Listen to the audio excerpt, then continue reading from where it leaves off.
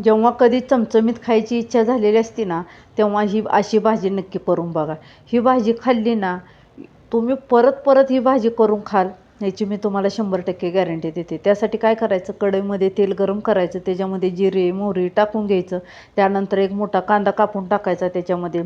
कांदा टाकल्यानंतर ह्याच्यामध्ये आपण हिंग, आलं लसणाची पेस्ट टाकणार आहोत आणि ही चांगलं असं परतून घेणार आहोत. त्याच्यानंतर ह्याच्यामध्ये कढीपत्त्याची 7-8 पानं टाकायची आणि कांदा चांगला असा परतून घ्यायचा. त्यानंतर एक टोमॅटो टाकायचा आणि चांगलं हे परतून घ्यायचं तेलामध्ये. त्यानंतर हळद, धने पावडर, थोडासा किचन किंग मसाला, लाल तिखट आणि लाल मिरची पावडर टाकायचं आणि मसाले चांगले असे तेलात परतून घ्यायचं. त्यानंतर ह्याच्यामध्ये मी वाटण टाकलेलं आहे, हे वाटण टाकायचं आणि चांगलं हे वाटण तेल सुटेपर्यंत चांगलं परतून घ्यायचं. आणि त्यानंतर ह्याच्यामध्ये वाटाणा आणि बटाटा असा स्वच्छ धुवून टाकायचा आणि चांगला असा तेलामध्ये परतून घ्यायचा आणि गरम पाणी घालायचं भाजीमध्ये.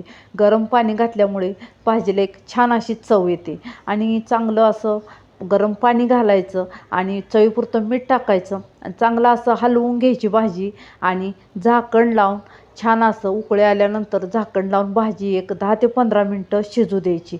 10 ते 15 मिनटानंतर तुम्ही इथं बघू शकता, एवढी छान अशी भाजी आपली शिजलेली आहे आणि मस्त असं ह्याला टेक्स्चर पण आलेलं आहे भाजीला ह्या.